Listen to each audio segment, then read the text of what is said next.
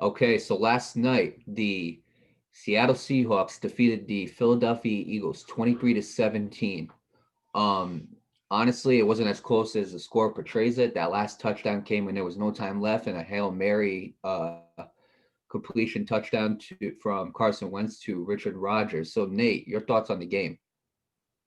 Well, the Seahawks showed in, they showed out. They did their job. They did what they had to do.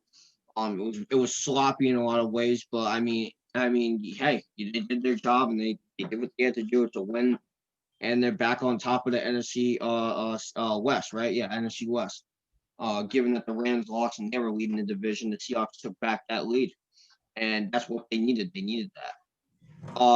I will say this though, their defense, I think, in my opinion, I think their defense shined.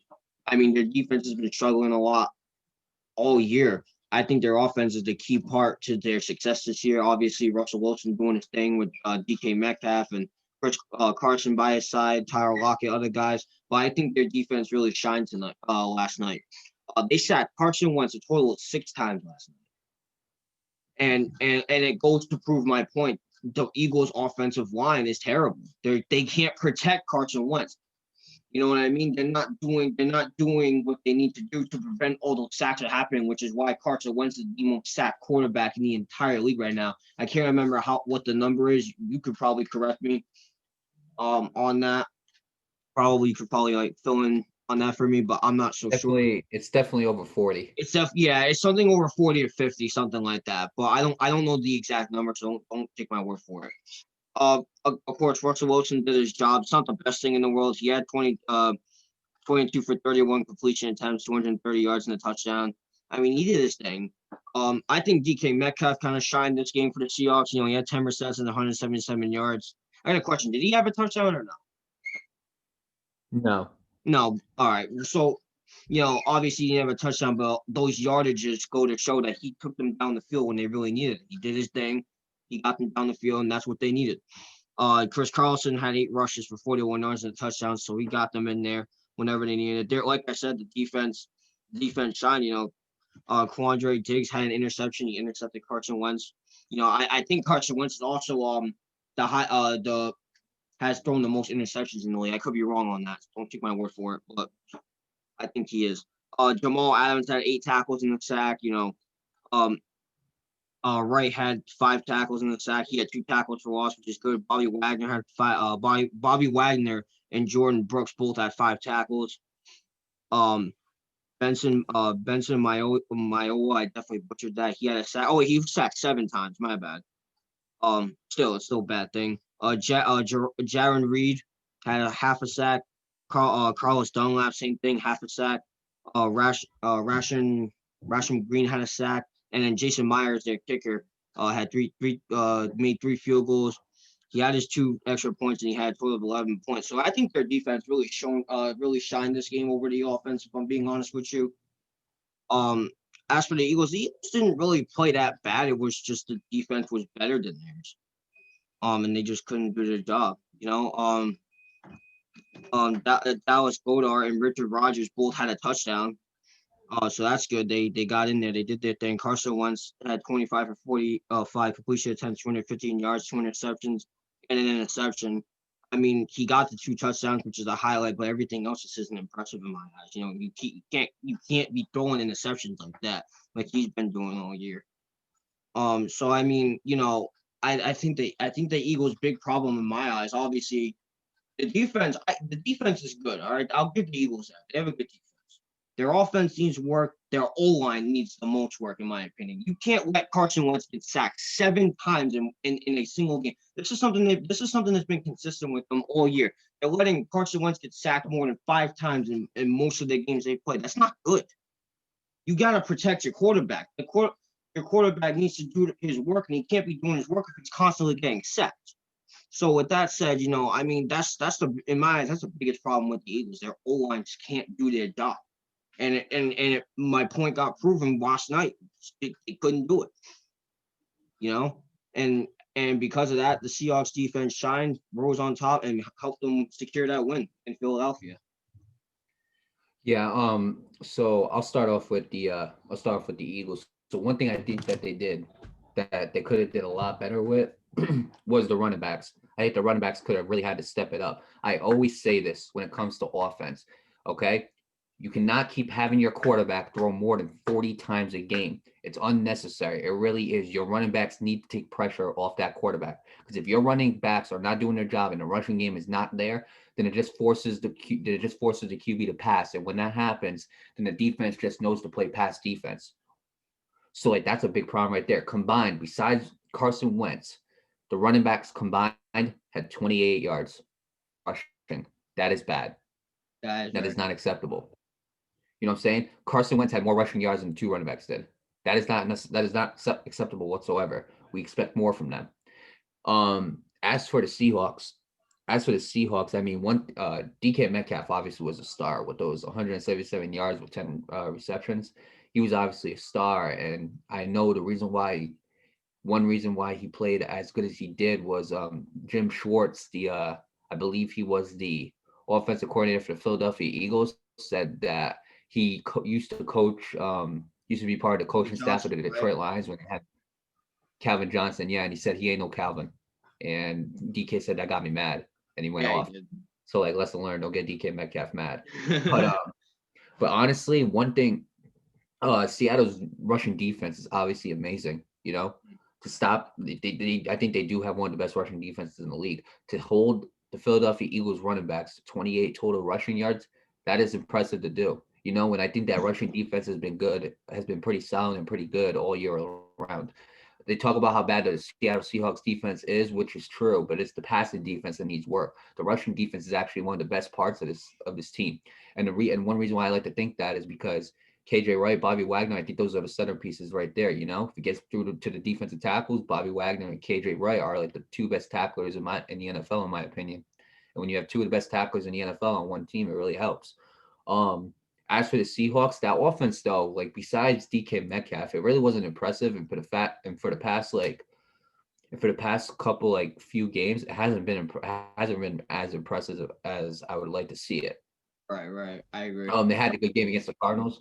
They had a good game against the Cardinals, but then like they had the off game against the Bills, and then they had this game right here where they could have absolutely exploded on offense. If that offense just shined the way we know they can.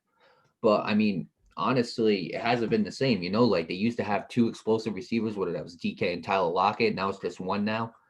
Like, you know what I'm saying? Now the Right, other right. guys again, like it's just not the same offense as it was in the beginning of the year. And like Russell Wilson to me isn't looking like the same quarterback in the beginning of the year neither. Chris Carson, he averaged 5.1 yards a carry, which is actually pretty good. But I mean, like he didn't get a lot of touches neither. You could have gave him a lot more touches, and he could have did some more stuff. Um, I mean, David Moore. I mean, he kind of had a bad game. I mean, he did have a touchdown, but like -6 yards again, it's unacceptable. Um, I will say this though. See, like they're one of the worst passing defenses in the league, right? But at first I was confused because I was like, how come they're the worst? They have Shaquille Griffin, Quandre Diggs is a good safety. They have Jamal Adams, who's one of the best safeties in the league. So how can he be this bad on passing defense? And I realized Jamal Adams has always been a good run stopper. He's always been a good tackler. Jamal Adams, he to me like he could pick off a ball, but his strong suit is definitely run support. He always knew how to blitz a quarterback. He always knew how to tackle a running back. He was so good at that stuff. He's one of the hardest hitting safeties in the league. And personally, I love Jamal Adams, and I think he's a big part of another big part of the reason why the running defense is so powerful. Um, Another guy who I want to give a shout out to that doesn't get a lot of attention in the NFL, but really should is Jordan Brooks, the rookie. I think Jordan Brooks, honestly, has done a great job at defensive line on that defensive line. Stop the run. I'm giving all credit to the run defense, but I should be giving some credit to the pass defense too. Shaquille Griffin has been playing really good this year. Shaquille Griffin has been playing really good as a corner. I mean, he's been doing his job. He's been holding his own against some of the best. He's been doing that for a couple years now. Um, I do think he's definitely a very underrated corner. At times he can get burnt, and at times like they do break him, but like he can't hold his own. It's not gonna happen a lot. So I mean, I gotta give a lot of credit to him too.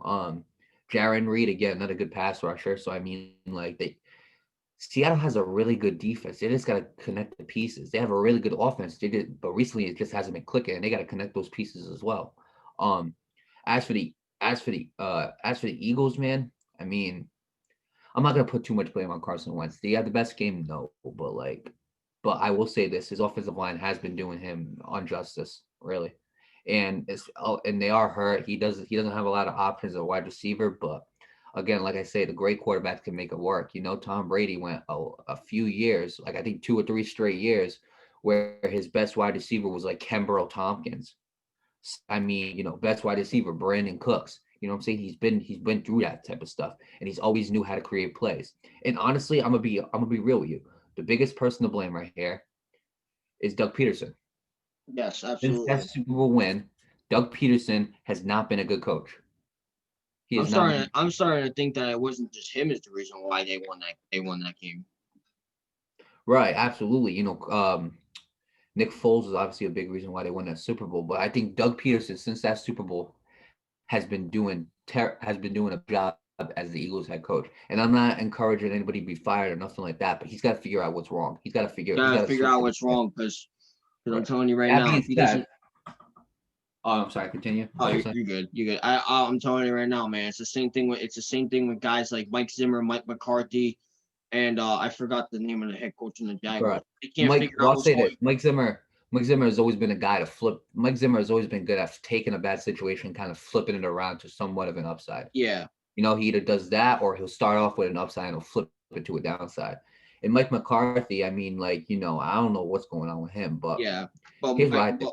but my point is that he's in the position of those guys that I mentioned. If he doesn't turn it around, Doug Peterson might end up getting fired after the season, and, Right. and obviously, of course, it's something I don't want to see. But he needs to figure it out because if he doesn't figure it out, he's getting fired. It's that simple. Right. And I'll say this, okay?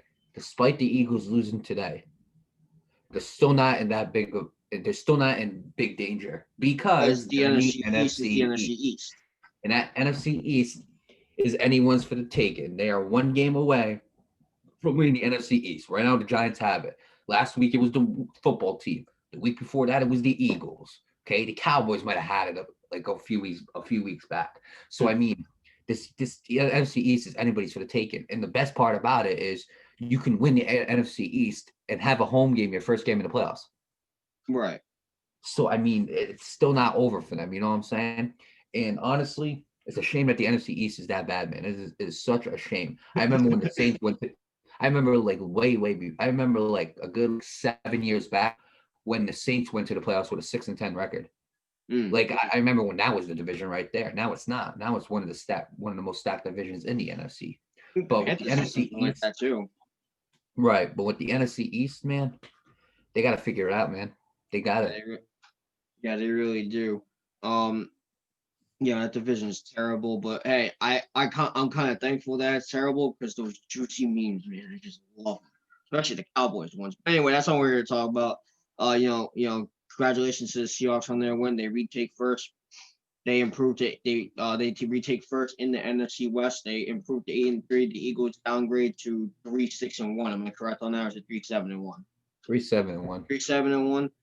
3-7-1. Get to the drawing board, Eagles. Good win, Seahawks. And for those of you that want to watch the highlights of this game, I will put a link to that in the description down below. So go check out the highlights if you want.